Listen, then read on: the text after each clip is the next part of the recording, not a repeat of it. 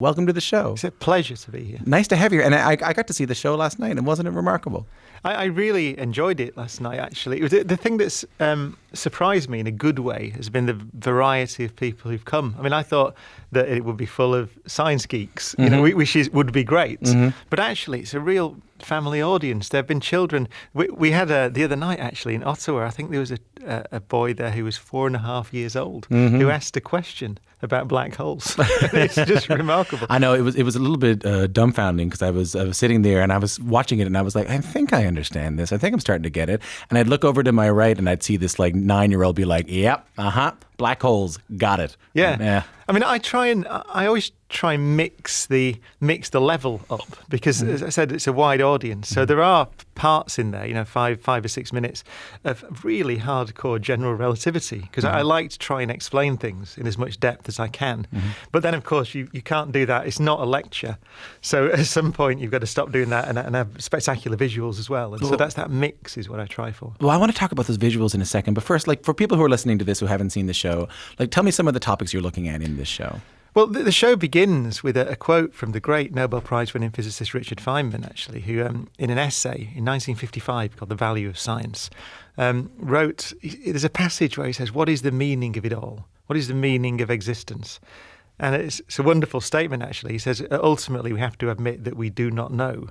But in admitting that, we may have found the open channel, which I think is a beautiful quote. And so the show is about cosmology, which is the large-scale structure of the universe, the origin and evolution of the universe, the origin of life. Also, black holes, because they're part of our understanding of the universe, and actually the edge of our knowledge, in that the spirit of Feynman, that's where our understanding breaks down. But also, I argue throughout the show that cosmology and astronomy, I think, provide a necessary, in scientific language, a necessary but not sufficient framework to try and address those questions about what does it mean to be human. As I say at the beginning of the show, if you want to know that, what is the place, what is my place in the universe, you need to know where we are in the universe, when we are, and how we came to be here. So I argue that these discoveries that we've made about the size and scale and age of the universe are any human being who wants to explore these deeper questions for themselves at least needs some knowledge of what we've discovered.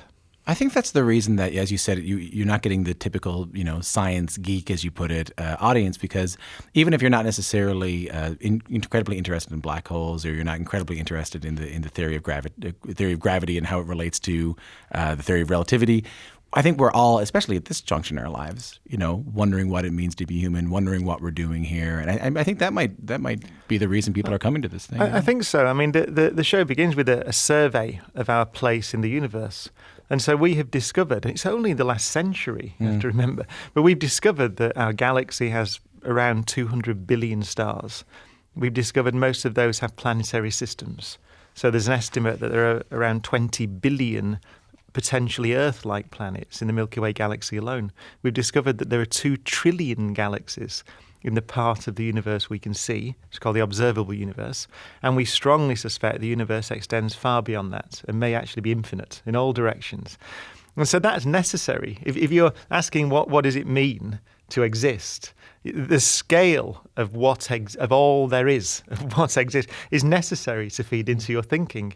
And I say, actually, in the show that I think cosmology is terrifying, literally, even to cosmologists and astronomers. Terrifying. It's literally terrifying, I think, when you comprehend, to even consider the scale of the universe.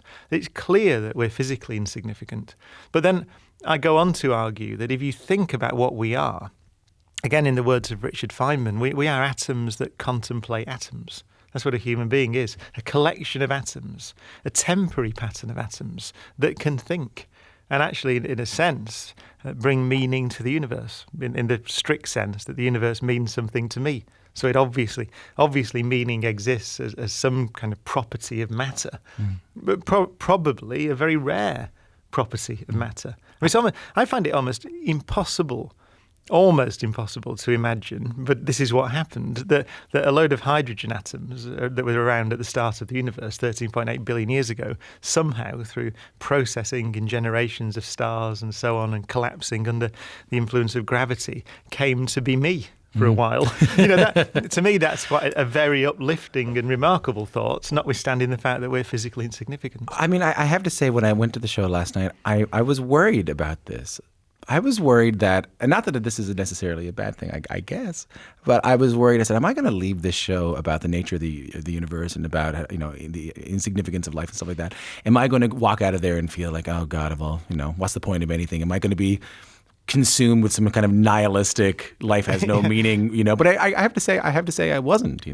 I think that's what I tried to do in writing the show, because I genuinely feel that the fact that we exist at all is a remarkable thing. And I think that's the challenge in any consideration of cosmology. As I said earlier, it's part of the framework that modern science gives us, that we have to reconcile to ideas that seem initially irreconcilable. One is that we're physically insignificant, but the second one is that we're also valuable. And I think that's the most interesting questions, I think, exist in that collision of ideas that are irreconcilable. Actually, to be philosophical about it, I think Kant called them antinomies, which are those ideas that his were things like an omnipotent and omniscient God and free will, for example, which is an interesting, if you're a philosophy student, you'll have written essays on that.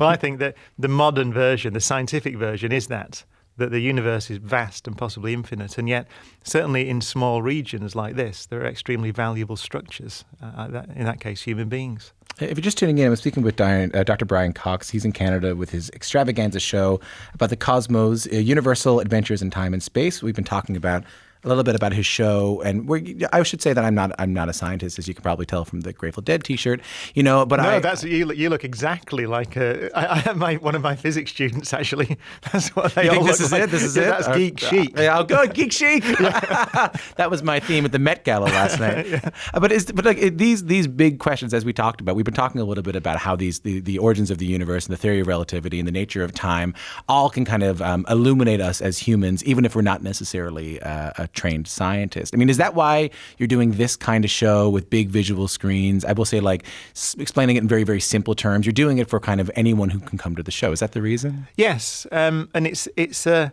challenge. It's a question of balance, because also there are people who come to the show who know a lot. And so in the show, the explanation of black holes we have is it's actually quite an advanced way of thinking about relativity that you teach probably to postgraduate students. But then, as you say, the visuals, the black hole, I was very lucky that I got introduced to the graphics company DNEG, who did Interstellar. And if you've seen Interstellar, the black hole in that film is not an artist's rendition of a black hole. It's a simulation. So that they went to the trouble, this is Chris Nolan, the director, he went to the trouble of coding Einstein's theory of general relativity in collaboration with a great physicist called Kip Thorne, who won a Nobel Prize last year. They coded the whole thing into the graphics software.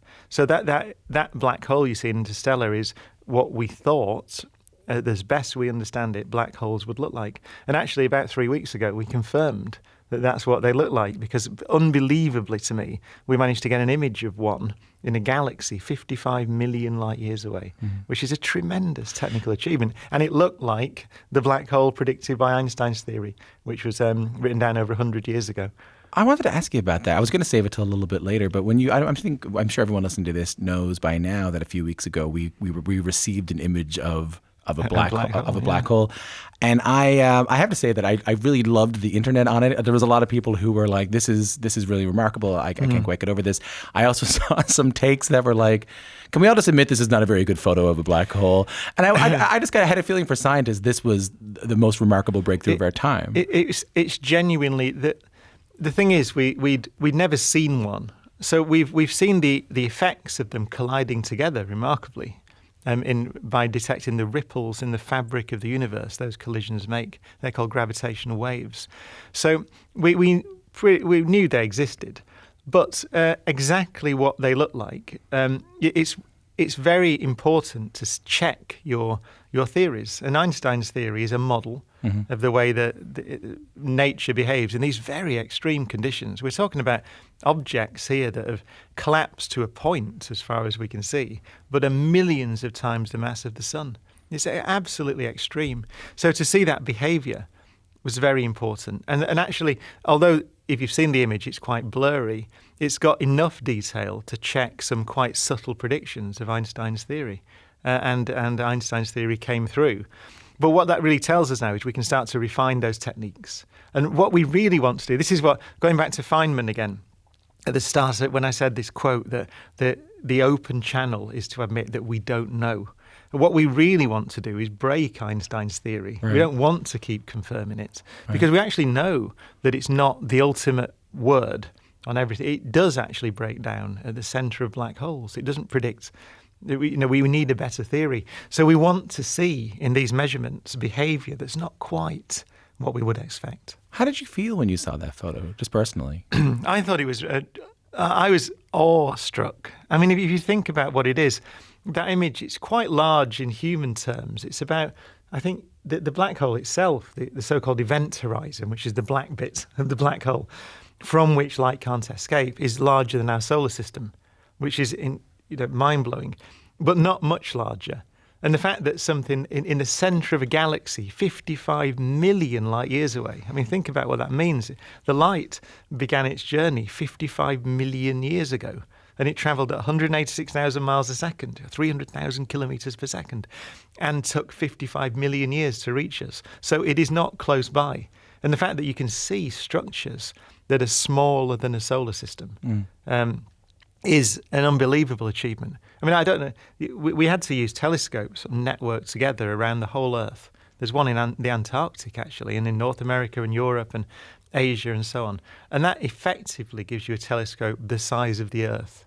And that's what you need to see this thing because it's so tiny and so far away. You're blowing my mind right now. Sam, can we play that song? Take a listen to this. Things can only get better.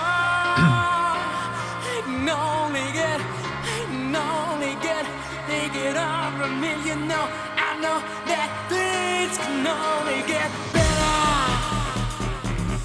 That is D-Ream with Things Can Only Get Better. A huge hit, especially in the UK. Tony Blair used it as a campaign anthem when he was running for Prime Minister. And Dr. Brian Cox, you played keyboards was in that band. Was the original plan just to be, not just to be, but to be a musician, a touring musician? Yeah, what happened to me was I was always into astronomy from as far back as I can remember. For some reason. I have no real understanding of why.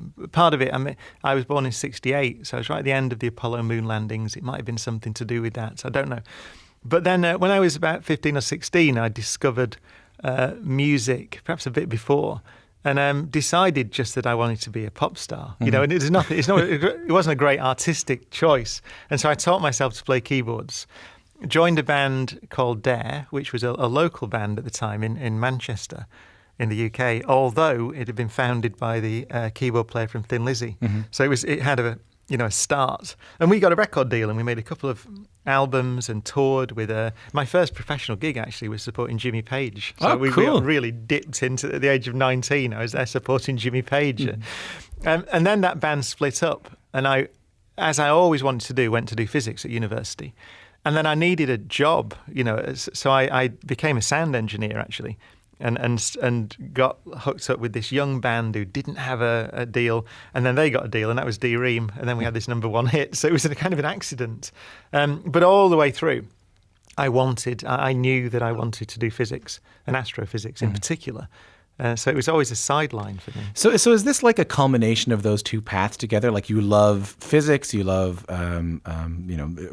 contemplating the universe. Also, you obviously love being on stage and performing. You said you wanted to be a pop star. Is doing a show like this where you're on stage to a lot of people like me, non-scientists, is this a culmination of those two dreams together? I think it is in a sense. I've always I like to think about what the science means in a storytelling sense. I think science is an emotional reaction to nature, ultimately, at its base level. You notice there's something wonderful that you would like to explain, but you've got to notice first. And I think in that sense, science and the arts and music, visual arts and so on have a common foundation or a common motivation. It's trying to ask. It's that question: what does it mean to be human? Yeah. I think there's only one interesting question, actually. I've come to believe, which is, what does it mean to live a meaningful life in a meaningless universe? And that's my view. I think the universe is not going anywhere. It's globally meaningless, but self-evidently it means something to us. And that I think is not a question that you answer only with science. Science provides a necessary framework, but it's not good. You're not going to find meaning through the end of a telescope, right? You need to think in a way that, and that's where the arts and philosophy merge together, and that's what I try to do. So we just have about a minute left, and I hate to say that because I'm really enjoying this, but I was just thinking last night in a time of where, well, how do I put this? Where folks are denying climate change, where people have a skepticism of science, of fact. Is a show like this, using kind of layman's terms, explaining things very clearly, very simply to people, is that important at a time like this? Yes, I think it is. I think it shows, it demonstrates that there are things we discover that are, nature doesn't care about your opinion. That's a key point. And it can make us uncomfortable at times. Climate change is a good example. It's something that nobody would like to be the case. But that's the way that nature is behaving, given the way that we are behaving.